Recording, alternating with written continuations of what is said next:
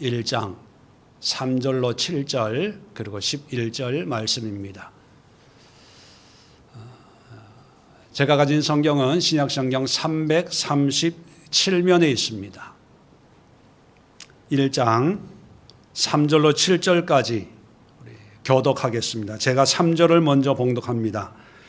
내가 마게도니아로 갈 때에 너를 권하여 에베소에 머물라 한 것은 어떤 사람들을 명하여 다른 교훈을 가르치지 말며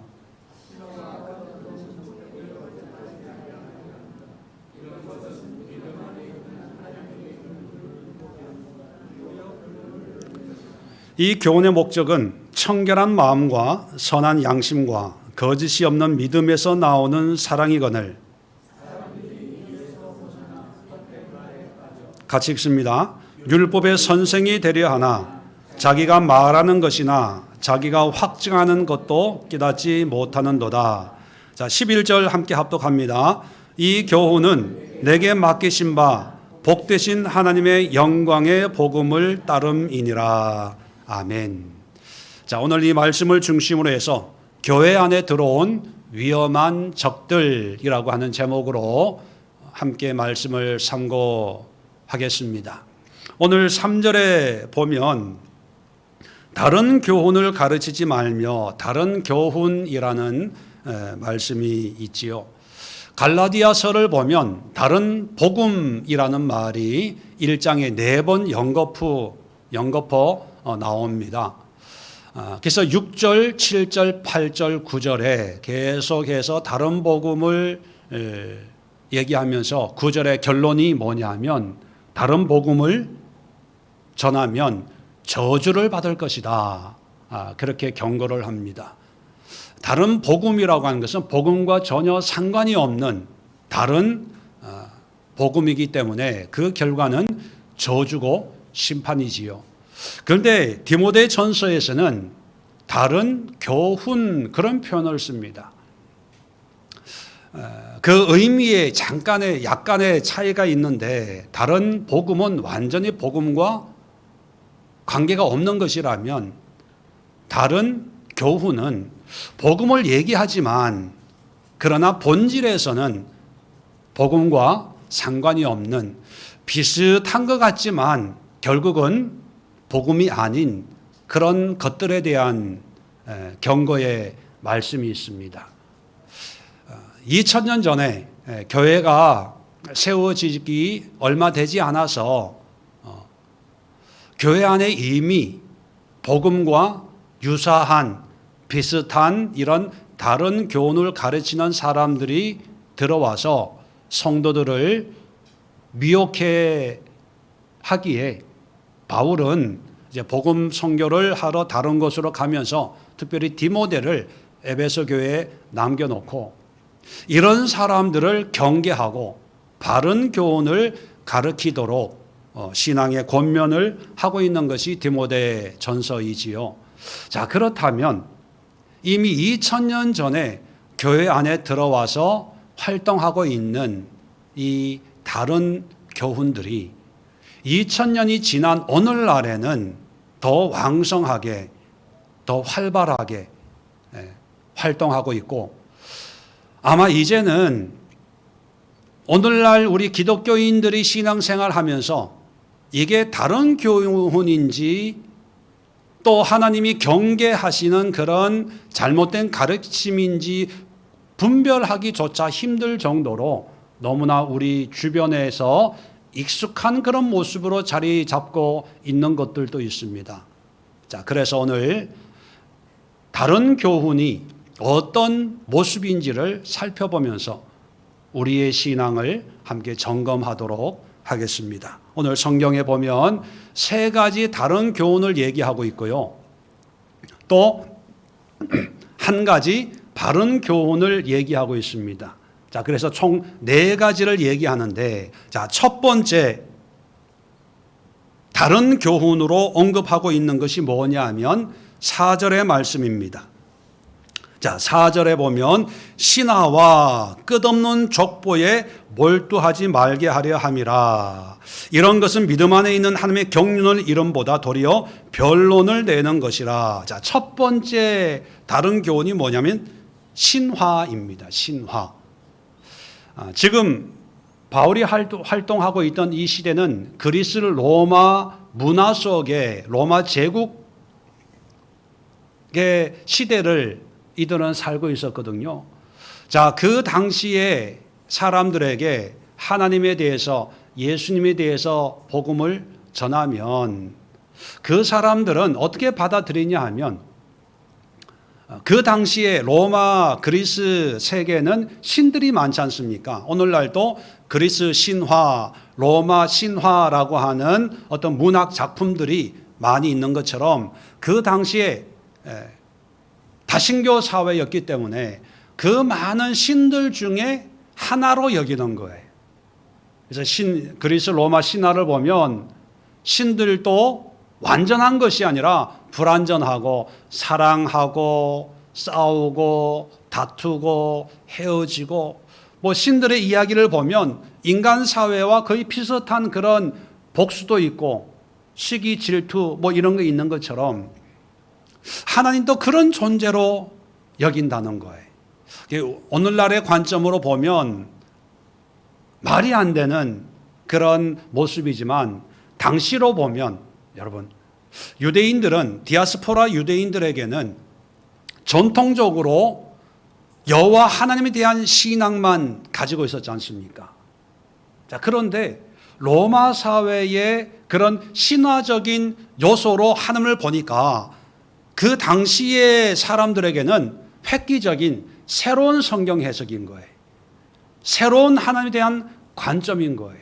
그리고 그런 관점이 이방인 문화와 잘 어우러지는 거예요. 그런데 이런 신화적인 요소, 당시로 보면요, 새로운 해석, 새로운 관점, 새로운 적용이었습니다. 근데 이런 신화적인 이런 새로운 관점이 2000년을 지나오면서 오늘날에도 교회 안에 은밀하게 또는 공공연하게 자리 잡고 있는데 오늘날은 이런 부류의 사람들을 일컬어서 자유주의자 이렇게 표현합니다. 근데 우리는 자유주의자로 얘기를 하는데 본인들은요, 자유주의라고 얘기하지 않고 진보주의 이렇게 표현합니다. 기독교 진보주의. 자, 자유주의 또는 진보주의자들은 우리가 중세를 지나오면서 17세기, 18세기가 되면 인간의 이성, 인간의 존엄성이 이제 기지개를 피면서 중세 때 어떤 신학에 눌려있던 그런 인간의 능력이 회복이 됩니다.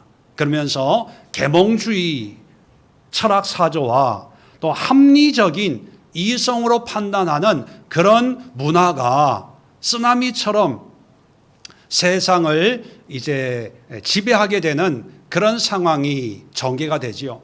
산업혁명을 통해서 이제 경제 발전을 경험한 인간들이 인간에게 주어진 힘과 능력과 지성을 이제 의지하게 됩니다. 이런 영향이 19세기 말 1800년도에 신학에 어떻게 적용이 되냐 하면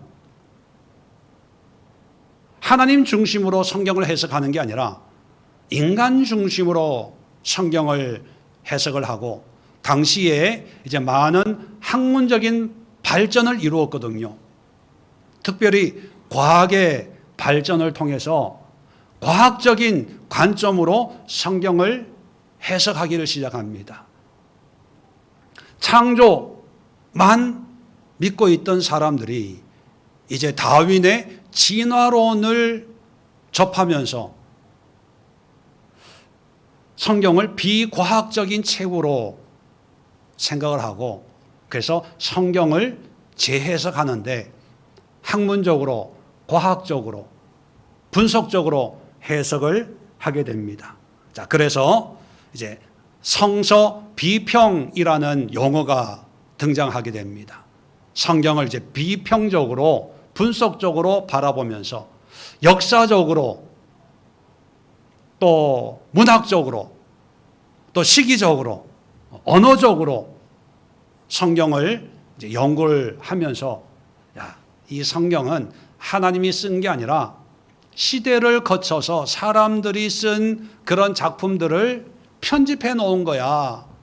그래서 양식 비평, 역사 비평, 문학 비평, 언어 비평, 문자 비평 여러 가지 그런 요소들이 이제 사람들에게 이제 전파되기를 시작을 하는 거지요.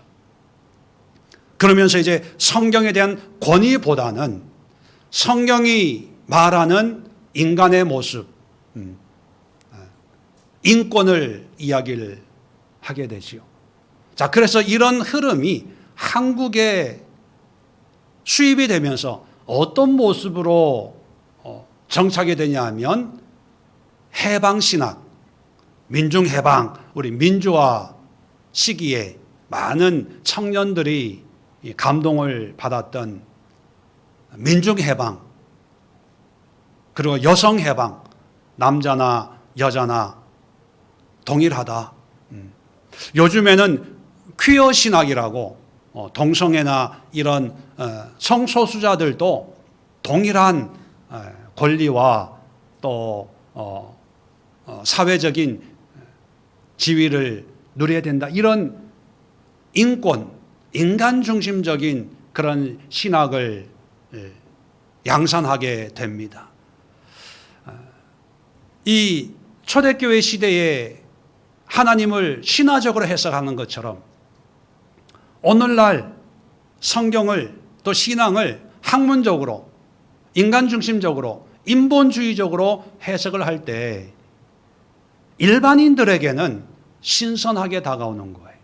새로운 관점으로 새로운 의미로 다가와서 전통적인 권위와 가치를 버리고 시대에 맞는 상황에 맞는 그런 말씀으로 변질시키게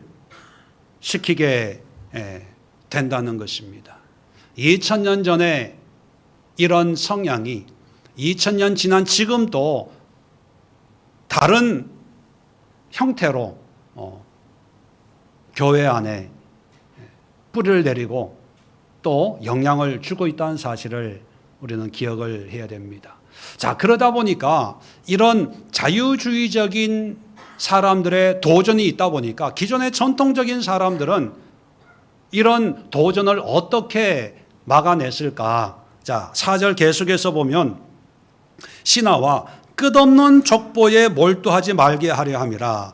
끝없는 족보. 자, 족보라는 건 뭡니까? 조상들의 업적, 또 조상들의 행한 전해준 어떤 전통에 매여 있는 것. 이걸 우리가 보수주의 이렇게 표현합니다. 자유주의자들의 영향이 쓰나미처럼 몰려올 때 일부의 사람들은 아니야, 우리는 전통적으로 우리 선조와 조상들이 전해준 어떤 신앙의 가치를 끝까지 붙잡아야 돼, 이렇게 주장하는 그런 사람들이 이제 등장을 하지요. 그래서 이 보수주의자들이 가장 강조한 것 중에 하나가 뭐냐면 권위와 질서의 순종이에요. 왜냐하면 권위에, 전통적인 권위에 순종하지 않으면 변질된다고 생각하는 거죠. 가치를 잃어버린다고 생각을 합니다. 그래서 이 보수주의자들은 철저하게 새로운 관점, 새로운 변화를 배격하면서 변화를 변질이라고 이해를 하고 전통적으로 내려오는 어떤 제도, 관습, 가치관을 끝까지 수호해야 된다는, 그것이 사명이라고 생각하는 그런 사람들이 있습니다. 근데 이 사람들의 가장 큰 실수는 뭐냐 하면 하나님의 역사는 과거에만 있고 역사 속에, 성경 속에서만 하나님이 역사하는 게 아니라 하나님은 모든 시대, 모든 세대를 통해서 역사하거든요. 그러다 보니까 이 보수주의자들이 가지고 있는 그런 신앙은 늘 과거형이에요. 옛날에는, 과거에는 보통 라떼라 그러죠. 라떼는. 그러다 보니까 이 변화에 하나님이 주시는 그런 지혜와 말씀에 대해서는 무관심해지다 보니까 이제 역사적인 퇴물처럼 퇴보하는 그런 성향을 가지고 있습니다. 자, 그런 상황에서 이 보수주의자들의 긍지는 뭐냐 하면 우리는 변화되지 않고 그대로 지키고 있어. 그거예요. 변화되지 않는 게 그게 진정한 신앙이라고 하는 단순한 구호에 지나지 않는 그런 믿음의 정체에 빠져버리고 말게 되는 겁니다. 그런데 이런 모습이 초대교회 때 이미 나타나고 있어요. 끝없는 족보만을 자랑하는, 과거만을 얘기하는 그런 신앙의 모습이 오늘날에는 보수주의라고 하는 그런 의미로 우리에게 다가와 있다는 것. 자, 그런데 세 번째 우리가 경계해야 될 위험한 적들은 7절에 보면 율법의 선생이 되려 하나 자기가 말하는 것이나 자기가 확증하는 것도 깨닫지 못하는도다. 율법의 선생, 율법을 따르는 정도가 아니라 이제 율법을 가르치는 사람들이 된다는 거예요. 이게 뭐냐면 보수주의자 중에 일부는 극단적인 보수주의를 주장을 합니다. 이것을 우리는 근본주의라고 얘기합니다. 펀더멘탈리즘, 근본, 원리주의자. 이슬람 중에도 왜 극단적인 이슬람주의자들을 이슬람 원리주의자, 이슬람 근본주의자 이런 표현으로 그들을 지칭을 하는데, 마찬가지로 기독교 안에도요 극단적인 보수주의자를 근본주의자라고 하는데, 이 근본주의자들은 17세기, 18세기 산업혁명을 통해서 세상이 점점 나아지면서 계몽주의를 통해서 잠자고 있던 인간의 지성과 능력을 이제 깨우기를 시작을 합니다.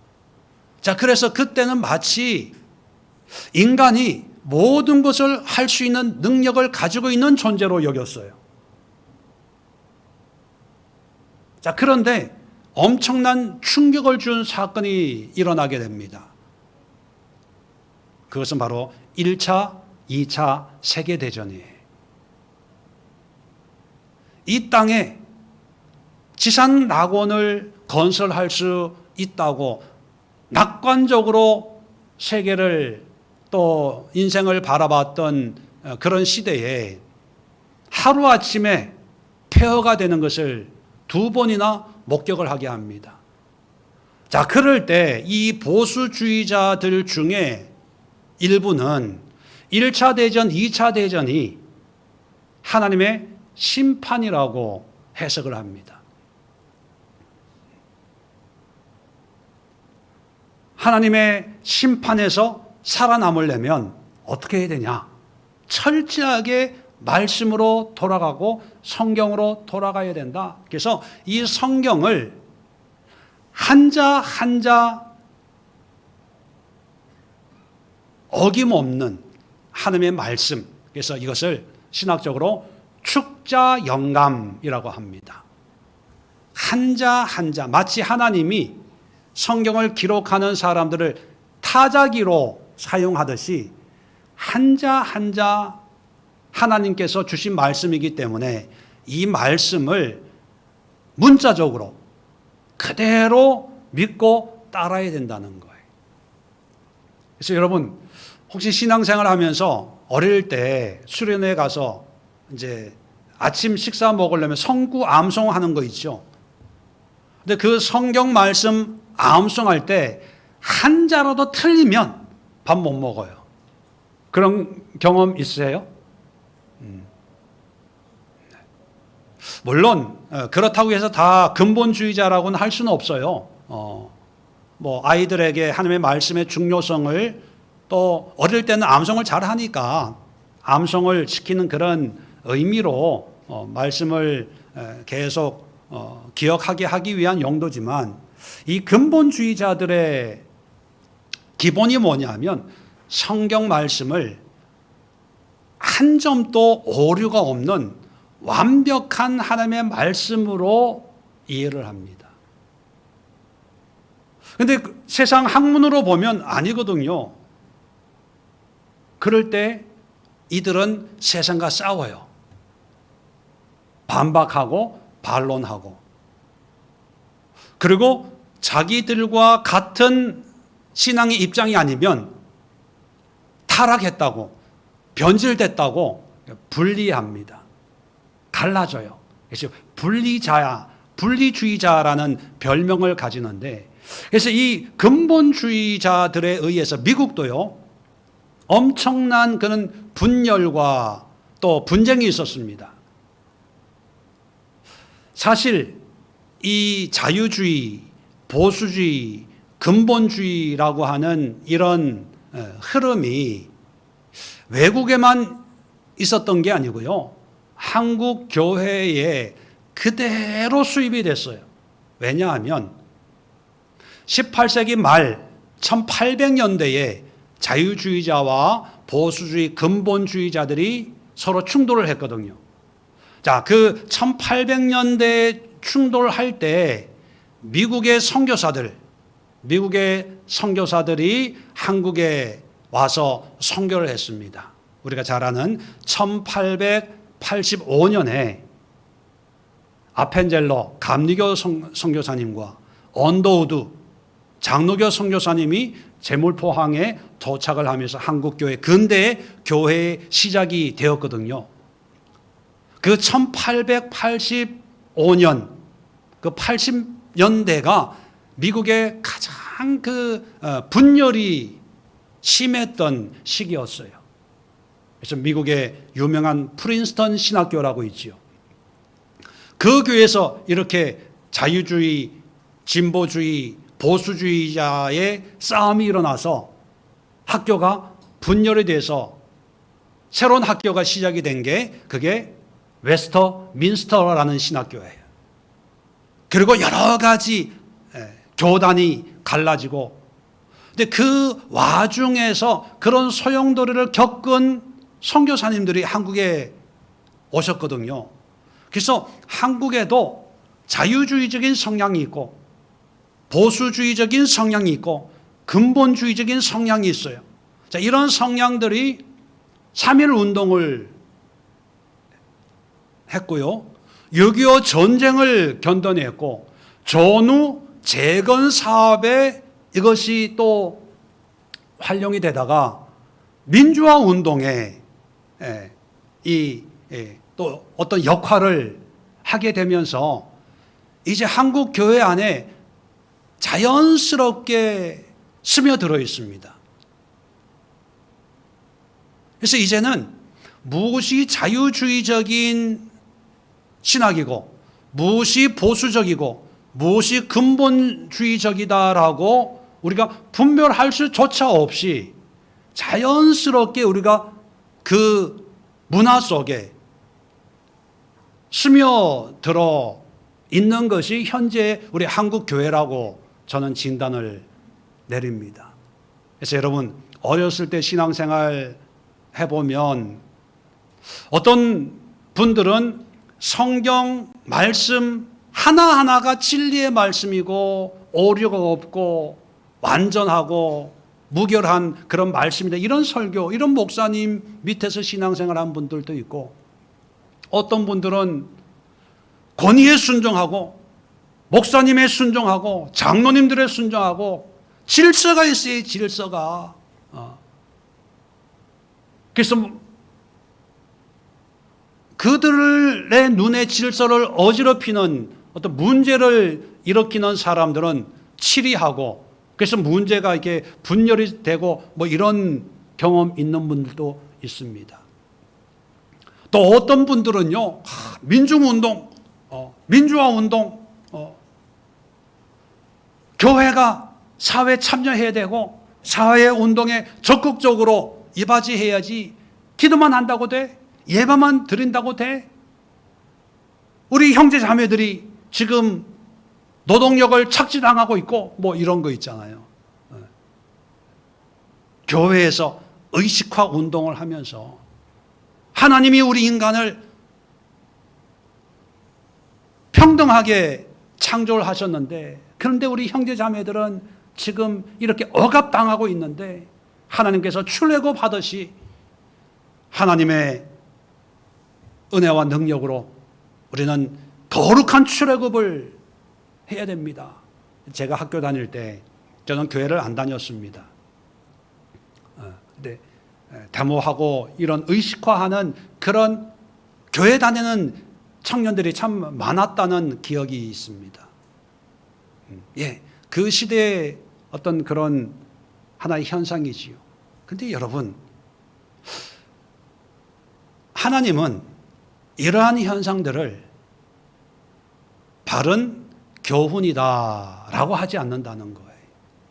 뭐 이단이다 이렇게 얘기는 하지 않고, 다른 복음이다 이렇게 얘기는 하지 않지만 바른 가르침이라고 인정을 하지 않습니다. 그러면 바른 가르침은 뭐냐? 바른 가르침을 우리가 복음주의 이렇게 표현을 하죠. 근데 사실 이 복음주의라는 말도요, 요즘에는 개신교 오면 다 복음주의라고 얘기를 해요. 교회라면. 그래서 복음주의라고 말은 하지만 그들이 이 복음주의를 어떤 의미로 사용하는지 물어봐야 될 정도예요. 이 복음주의는 그 기원이 종교개혁부터 시작을 했거든요. 카톨릭으로부터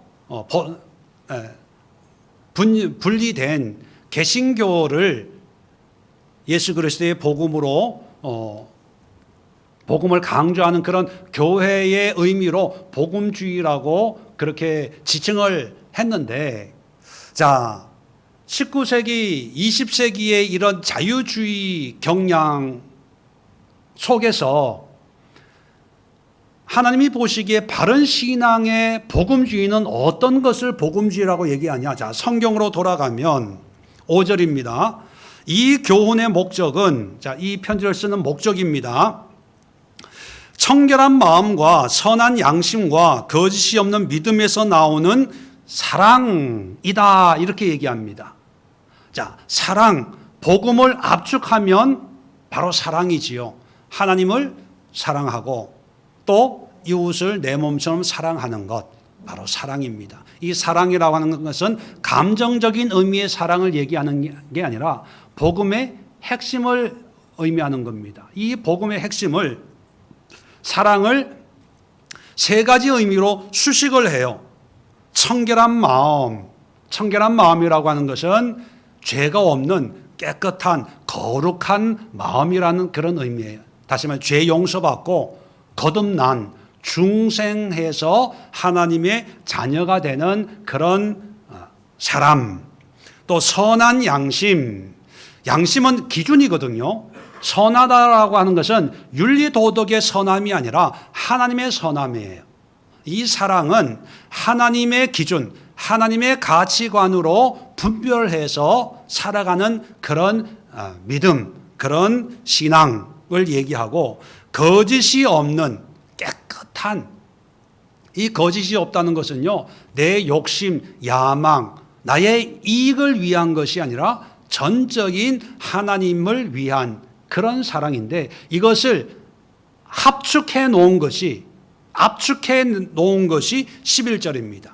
11절 결론이 뭐냐면, 이 교훈은 내게 맡기신 바 복된 하나님의 영광의 복음을 따름이니라. 자, 복음인데 어떤 복음요? 하나님의 영광. 이게 뭐냐면, 아까 말씀드린 그 사랑, 여러 가지 모양의 사랑으로 우리가 복음으로 살아요. 그런데 이 복음으로 사는 근극적인 목적이 뭐냐?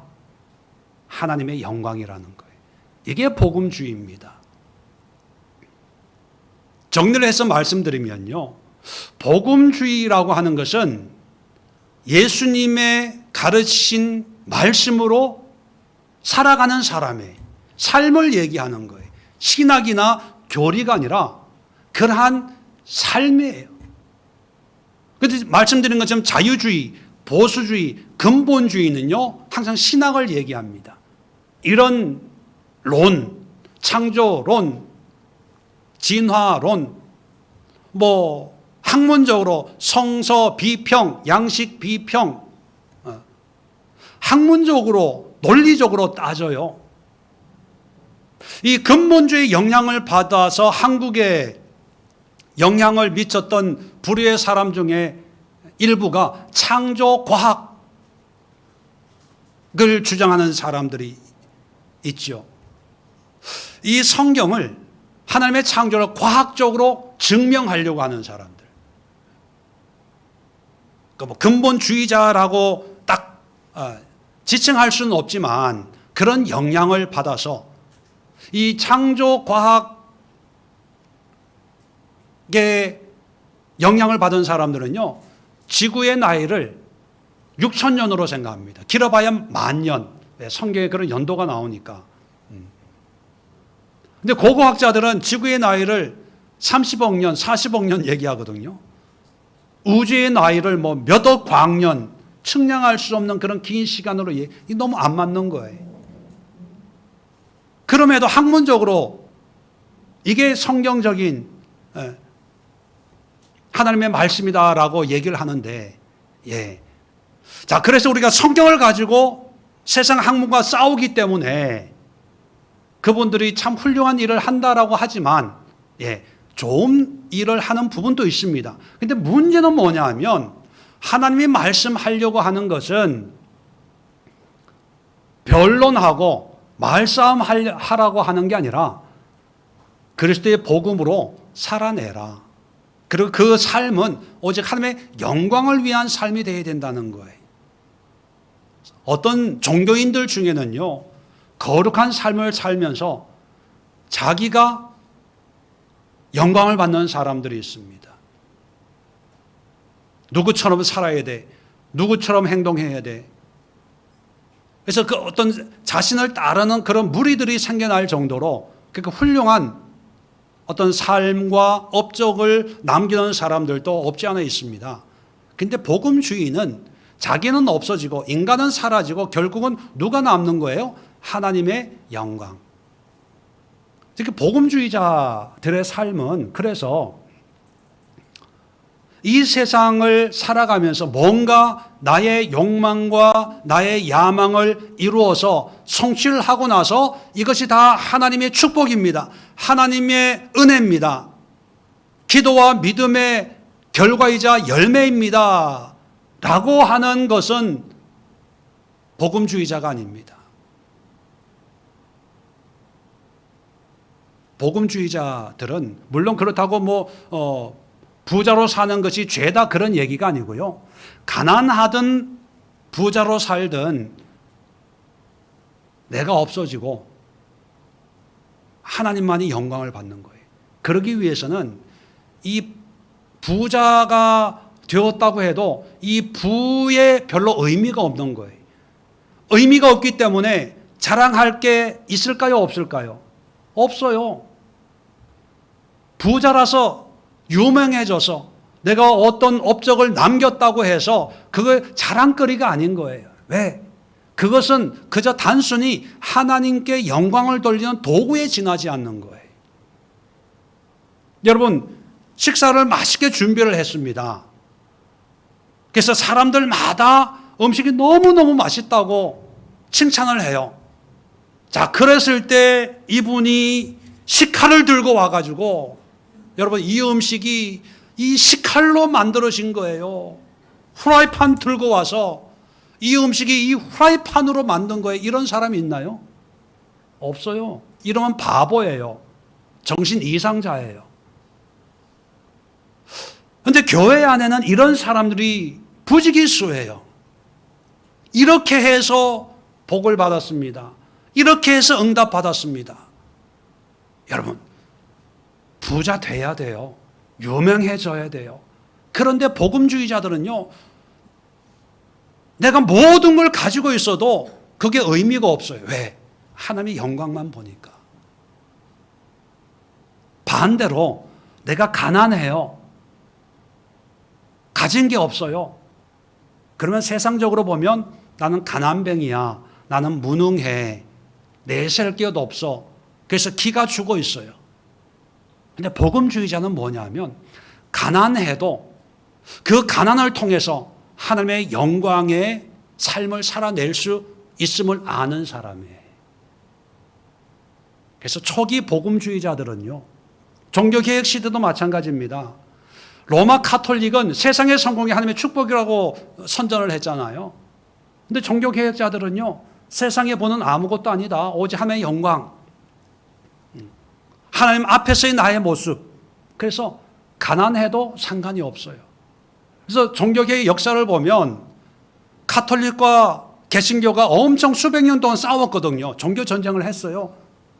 이단이기 때문에 카톨릭의 관점에 보면 개신교가 이단이잖아요. 가만 놔두겠습니까? 죽여 없애야지요.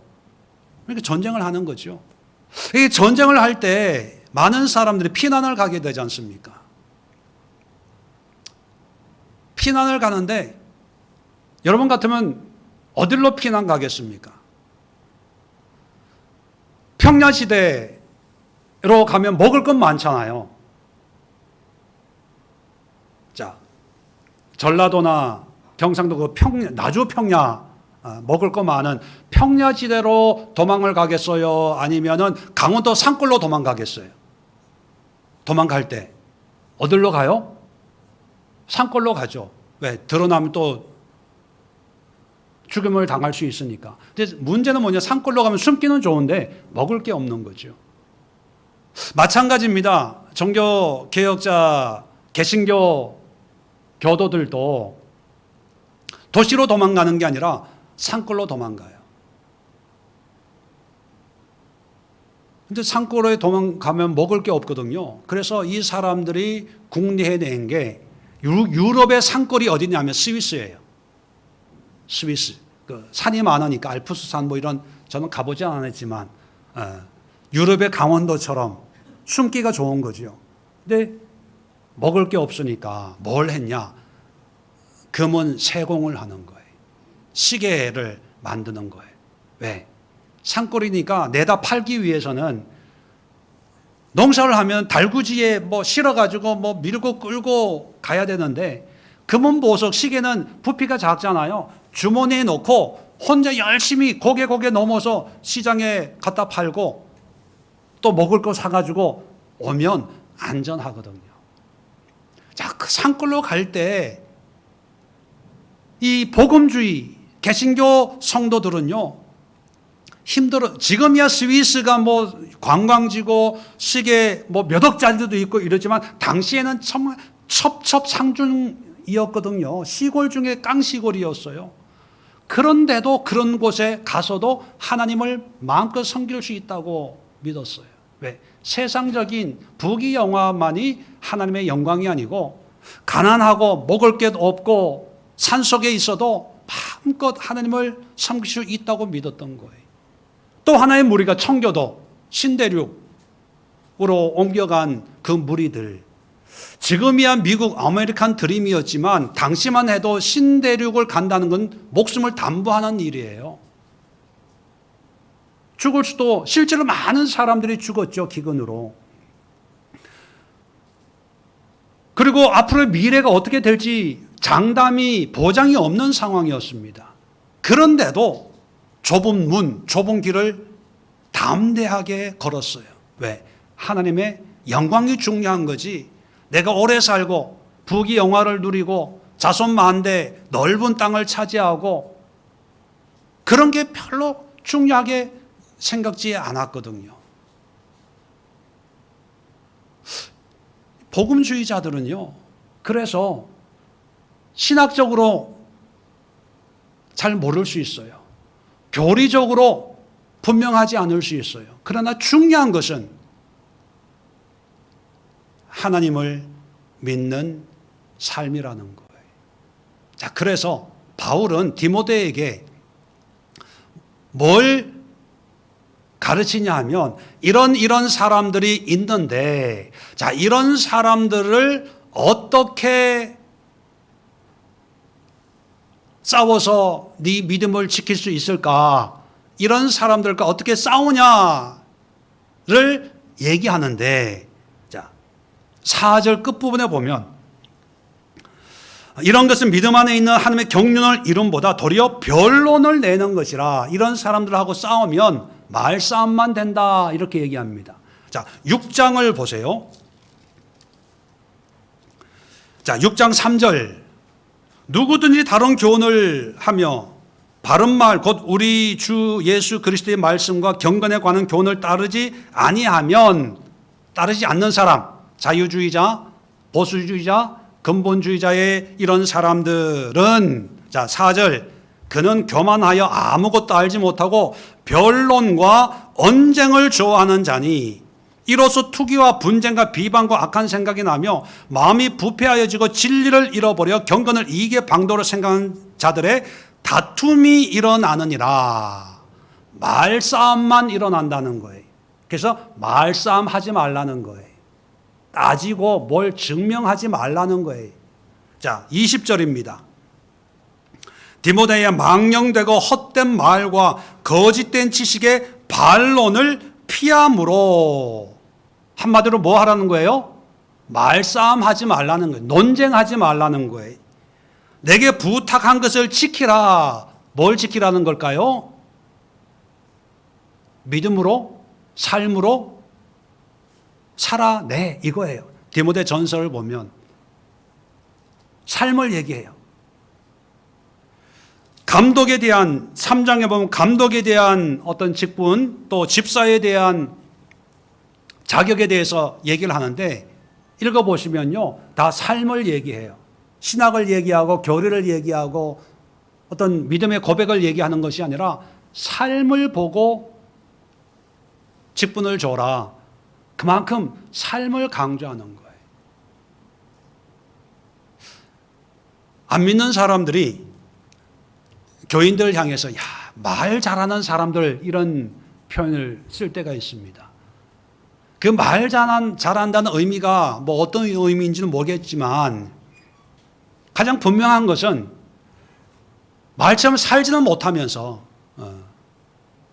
논리적으로 설득시키려고 전도하려고 한다, 이런 의미가 들어가 있지 않을까 생각을 해요. 거기에 대해 그 이면에는 네가 먼저 그렇게 살아봐. 그럼 내가 믿어줄게. 그런 의미가 깔려 있다고 봅니다. 바울이 디모데에게 이런 말을 하는 이유가 있어요. 성경을 보면 사도행전 17장 16절부터 보면 2차 선교 여행을 하고 있을 때 아덴이라고 하는 곳에 도착을 합니다. 아덴은 지금 아테네거든요. 그리스 아테네.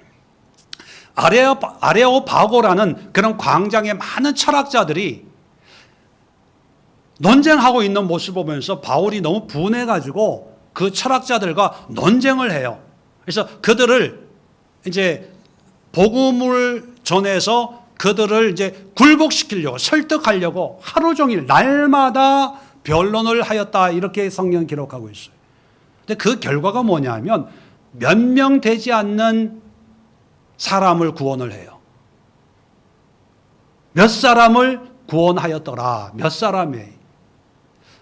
그렇게 보면 성경에 모든 교회가 언급된 건 아니지만 아덴서, 고린도서, 갈라디아서, 에베소서는 있는데 아덴서는 없는 거 보니까 그렇게 교회가 크진 않았던 것 같아요. 근데 그 다음 18장을 보면 아덴에서 밑으로 내려와서 고린도에 도착을 합니다. 고린도는 더 큰 도시거든요. 근데 이 고린도에서는 바울이 어떻게 전도했냐면 18장 1절부터 읽어보면 하나님의 말씀을 증언하였더라. 하나님의 말씀을 가르쳤더라. 이렇게 표현이 되어 있습니다. 그 결과 많은 고린도인들이 믿더라. 그래서 고린도 교회가 생겨난 거예요. 이걸 보면서 바울이 깨달았지 않았을까? 논쟁으로 얻는 것은 없다. 사람들을 학문적으로 말로 설득하려고 하지 말고 하나님의 말씀을 선포하고 말씀을 가르치고 말씀으로 살아내는 삶으로 보여줘라. 이걸 바울이 깨달았지 않았을까? 그래서 디모데에게도 논쟁하려고 하지 말고 살아내라. 그렇다면 말씀드린 것처럼 오늘날 기독교 교회 안에는 우리 의식 속에 적어도 어렸을 때부터 신앙생활 하신 분이라면 우리 의식 속에 어쩌면 자유주의 경향도 있어요. 보수주의적인 경향도 있어요. 근본주의적인 경향도 있어요. 또 복음으로 살려고 하는 열망도 있어요. 그러면 복음으로 살기 위해서 내 생각을 날마다 의식적으로 분석하면서 이건 자유주의적이고 이건 보수주의적이고 이건 근본주의적이고 또 다른 사람들 교제하면서 무슨 얘기 나오다가 권사님 그건 자유주의적인 말이야. 그건 근본주의적이야. 이러고 어떻게 살아요? 만약 그렇게 한다면 이상한 또 신앙이 될 거예요. 그렇게 하지 말고 판단하지 말고 비판하지 말고 논쟁하지 말고 그러면 어떻게 하라고요? 하나님의 사랑으로 하나님의 영광을 위해서 사는 거예요. 이 복음주의적인 가르침만이 교회 안에 이미 들어와서 자리를 잡고 터줏대감 노릇하고 있는 이런 다른 교훈들을 몰아낼 수 있는 유일한 방법이다. 이것을 바울이 디모데에게 얘기해 주는 거예요. 그래서 여러분 신학적으로 교리적으로 성경이 말씀하고 있지 않는 것에 대해서는 모른다고 얘기하세요. 모른다고 얘기해서 바보 되는 거 아닙니다. 창조론이 맞냐? 진화론이 맞냐? 이거 학자들이 지금 수백 년을 싸우고 있거든요. 결론이 안 나요. 그런데 우리가 무슨 수로 결론을 냅니까? 성경이 침묵하고 있는 것에 대해서는 우리도 침묵할 줄 알아야 돼요. 그런데 안 믿는 사람이 교회 욕한다고 같이 싸우면 똑같은 사람 되는 거죠. 우리의 무기는 성경의 디모데전서에서 선한 싸움을 싸워라 하는 그 싸움이라고 하는 것은 말로 싸우는 게 아니라 삶으로 보여주는 거예요. 온전한 믿음과 거룩함과 또 순결한 마음으로 우리의 삶을 살고 그리고 내가 인정받는 것이 아니라 하나님이 인정받고 하나님이 영광을 받을 수 있도록 물질이 있으면 물질 있는 곳으로 함께 영광 돌리고 없으면 없다고 기죽지 마세요. 없어도 더 많은 일들을 할 수가 있어요. 건강을 잃어버리면 잃어버려도 하나님의 영광을 위해서 크게 쓰임 받을 수 있어요.